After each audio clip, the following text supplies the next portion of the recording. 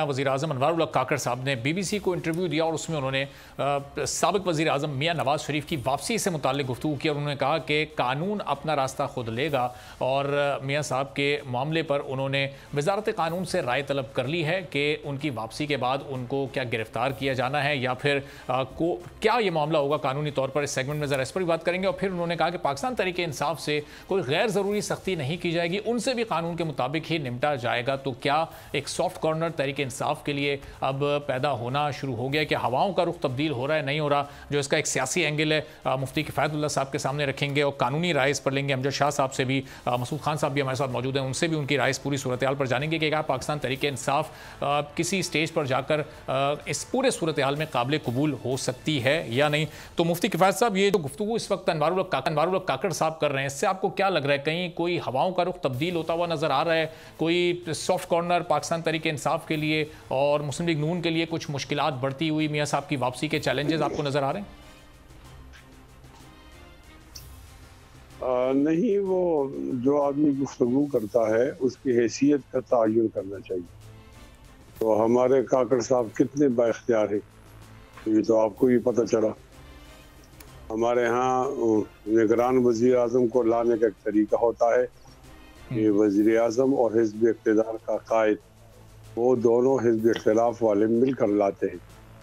या तो उन दोनों को पता नहीं चला, उनके मुंह में नाम डाला गया और वो आ गए। अब इनके पास कोई इख्तियार होता तो हम इनकी बातों को सीरियस लेते। तो मेरे ख्याल में तो इनके पास कोई इख्तियार नहीं है। अगर इख्तियार मन हल्के कोई बात करें तो आदमी इसमें तबसरा भी करता है तो अच्छा लगता है। आपने कहा कि मियां नवाज शरीफ साहब के साथ क्या होगा। अमजद शाह साहब माशाअल्लाह माहिर कानून है, वो अच्छी राय देंगे और हम तालिब-इल्म कानून है, माहिर नहीं है। हमारा ख्याल तो ये है कि वो अदालत से गए हैं तो वापस अदालत को आएंगे। वो आज़ाद और जमानत के माहौल में नहीं गए। जब अदालत से गए, अब वो मंजर क्या था, मंजरनामा क्या था, पस मंजर क्या था, पेश मंजर क्या था, ये और बात है। वो गए हैं अदालत से, वापस अदालत में आएंगे। तो अदालत में आएंगे तो बाद में अदालत उनको जमानत भी दे सकती है। ये सारी बातें हैं, लेकिन बहरहाल कानून ने अपना रास्ता लेना है। ये अगर हमें अनवर उल हक काकड़ साहब ने भी बताएं तो भी मालूम है कि कानून जो है वो अपना रास्ता लेती है। तो इन दोनों सवालों का तो ये जवाब था। लेकिन मुफ्ती साहब, अलबत्ता ऐसा है कि मुल्क के वजीर आज़म है काकड़ साहब और हर मुल्क में जाकर पाकिस्तान की नुमाइंदगी as prime minister, as caretaker prime minister कर रहे हैं।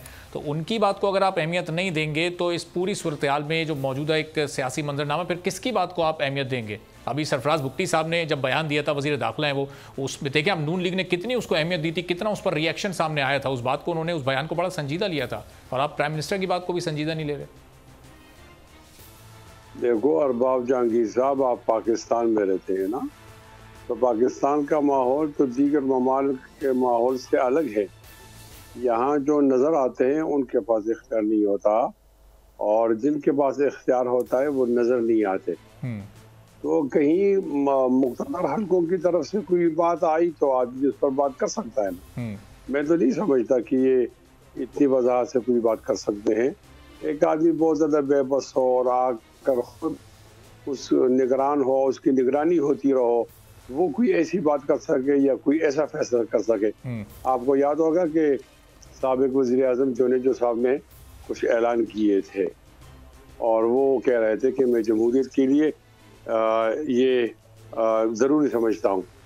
तो वो तो जैसे वापसी आए तो वज़ीर आज़म नहीं रहे थे ना। तो आप इन तमाम बातों को समझते हैं तो फिर जाहिर है ऐसे लोगों की वो बातों पर तबसरा करना वक्त ही ज़ाया करना है। अगर कोई मुख्तदर हल्के से, बाख्तियार हल्कों से कोई बात आई तो उस पर बात करना ठीक है। इमरान खान से सख्ती न की जाए, ये तो हमारा रोज़ अव्वल से मुतालबा है। हम उनके नज़रियाती मुखालिफ हैं, उसके जिस्मानी मुखालिफ नहीं है। अच्छा, ये गलत तरीके से उनको जेल में रखना और मुकदमात का सामना करना, ये गलत था, गलत है और गलत ही रहेगा। हम कहते हैं कानून जो है वो सबके लिए एक जैसा होना चाहिए। कभी आपको कराची जाना हुआ तो वहाँ एक चौरंगी है, नाम है खुशबू चौरंगी। तो वहाँ जगह जगह लिखा हुआ है खुशबू सबके लिए। ये अच्छा जुमला है। हम कहते हैं कानून सबके लिए। بلکہ میرے جملے کو نوٹ کر دیا جائے. اگر یہ چھوٹے آدمی کے منہ سے نکلا ہوا جملہ نہ ہوتا تو اس کو حرف سنہری حروف سے لکھا جانا چاہیے تھا کہ قانون سب کے لیے ہے, چاہے وہ پی ٹی آئی کا چیئرمین ہو یا اس کا دشمن ہو, لیکن قانون نے یہ نہیں دیکھنا کہ یہ کون سی جماعت کا ہے, وہ اپنا راستہ لے. جب قانون کی عملداری ہوگی تو میں سمجھتا ہوں کہ حالات ٹھیک ہو. ٹھیک ہے. سبسکرائب کریں اور بیل دبائیں تاکہ کوئی خبر رہ نہ جائے.